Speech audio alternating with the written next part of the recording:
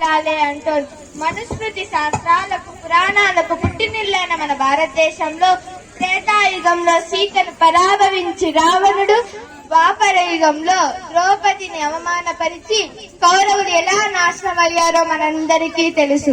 ఇన్ని తెలిసిన ఇప్పటికీ ఆధునిక యుగంలో వీధికో కౌరవుడు, ఊరికో రావణుడు.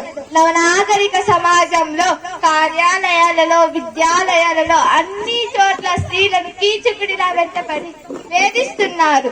ఈ దౌర్భాగ్యం ఎన్నేళ్ళిలా ఆడదానికి ఆడదే శత్రువు అన్నట్టు అత్తని కోడలిని అక్కని చెల్లిని నమ్మకంతో వెలిగిన మిత్రులు కూడా ద్రోహం చేస్తున్నారు. ఈ దౌర్భాగ్యం ఎన్నేళ్ళిలా ఆడదానికి ఆడదే శత్రువు అన్నట్టు అత్తని కోడలి నమ్మకంతో మెలిగిన మిత్రులు కూడా ద్రోహం చేస్తున్నారు. అటువంటి ఓ చిన్ని ఘటనే ఈ భారతి. ఇంతకీ నా పేరు చెప్పలేదు కదూ. నా పేరు చేతన. మీ అందరిలోని చైతన్యాన్ని తీసుకురావడానికి మీ ముందుకు వచ్చిన ఓ ప్రతిరూపాన్ని. ఈ నాటకంలో నేనొక పాత్రధారిని కాదు, సూత్రధారిని అంతకన్నా కాదు. ఈ నాటకంలో వాళ్ళందరినీ పరిచయం చేయడానికి మాత్రమే వచ్చాను. మొదటి పాత్ర పేరు విజయ్. హాయ్ ఫ్రెండ్స్, నా పేరు విజయ్. నేను ఒక సాఫ్ట్వేర్ ఇంజనీర్. యోగం చేస్తున్నప్పుడే అమ్మా నాన్న లేకపోయినా తన కోసం నేనున్నానంటూ పెద్దలను ఒప్పించి పెళ్లి చేసుకున్నాను.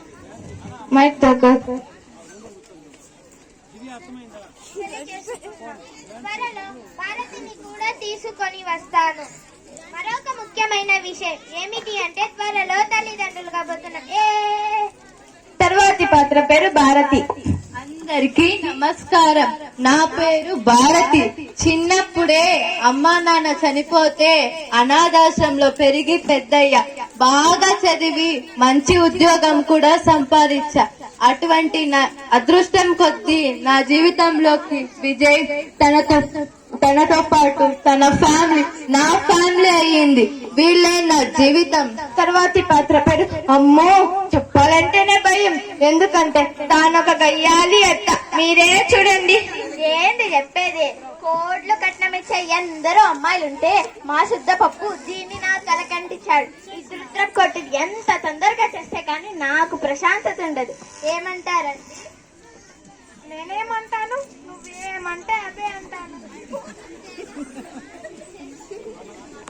ఈ మామ గురించి నేను చెప్పాల్సిన అవసరం లేదనుకుంటున్నాను. తర్వాతి పాత్ర పేరు దొడ్డోడు.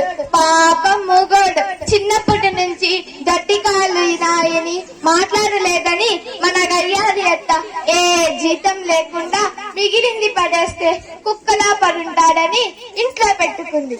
పాపం దొరికింది తింటూ ఇంటికి విశ్వాసపాత్రుడైన పనోడిలా బ్రతుకుతున్నాడు. ఇక నాటకంలోకి వెళ్దామా? Hi bar.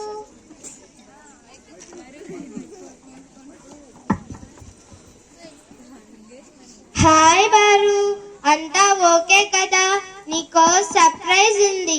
I am eagerly waiting for you my darling. అబ్బో, మీ కూతుర్ని చూడాలన్న ఆశ బాగానే ఉన్నట్లుంది. మీకోసమే వెయిట్ చేస్తున్నానండి. ఒసై భారతి, ఒసై ముదనష్టపు దానా, ఎక్కడ పడి చచ్చావే?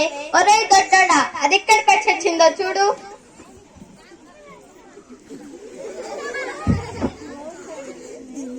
అత్తయ్య క్షమించండి, ఆయన ఫోన్ చేశారని తొందరలో ఆయన ఫోన్ లో మాట్లాడుతున్నారు. ఆయన వస్తున్నారంట. చాలా సంతోషంగా ఉంది. నీకు సంతోషంగానే ఉంటుంది, మాకేడ మండిపోతుంది. టిఫిన్ పెట్టా, ఫ్యాన్ వేయడం తెలీదా?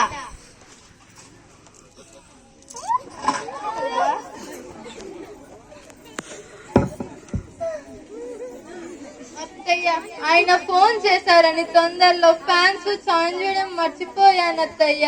అంటే నీ కళ్ళ ముందు మేమేమైపోయినా పర్లేదంటావు. మీరేంటండి అలా చూస్తున్నారు? ఏదో నేనేమంటాను, నువ్వేమంటే అదే అంటాను. అదేంటత్తయ్య అలా అంటారు? మీరే నాకు అమ్మా నాన్న లాంటి వారు. మీకోసం నేను ఏమైనా చేస్తాను. చెప్పేందుకు తప్పు లేదే.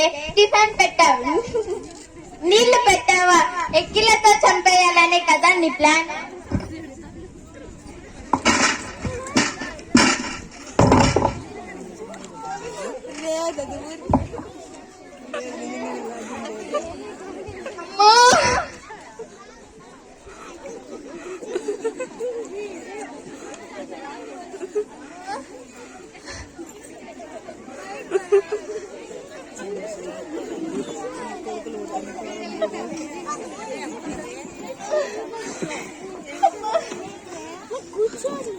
అదేంటయ్యా అలా అంటారు? మిమ్మల్ని చంపడమేంటి? ఇదిగో ఇప్పుడే నీళ్లు తెచ్చిస్తాను.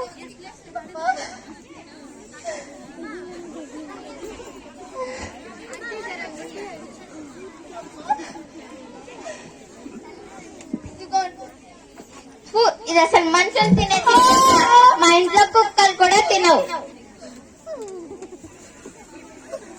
నిన్ను ఇలా కదే 2 వాతలు పెడితే కానీ దారిలోకి రావు. నిజంగానే కొట్టేస్తుందా? పెట్టేస్తుంది.